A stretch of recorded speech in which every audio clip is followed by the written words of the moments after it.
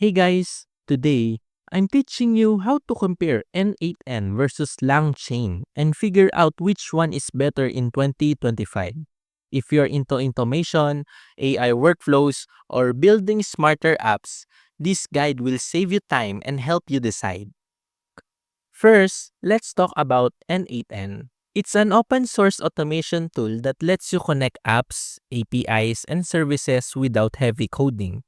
Think of it as a more flexible alternative to Zapier, but with way more customization.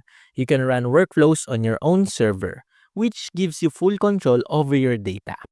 Now, LangChain is focused on AI and large language models. It helps developers build apps powered by tools like GPT, embeddings, and vector databases. If you're creating chatbots, AI-driven research tools, or smart assistants, LangChain makes it much easier to structure those workflows.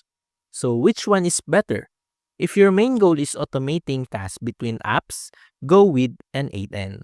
But if you're working directly with AI models and want to build intelligent apps, LangChain is the stronger choice. They're different tools, so the best one depends on what you need. Thanks for watching this n8n versus LangChain 2025 guide.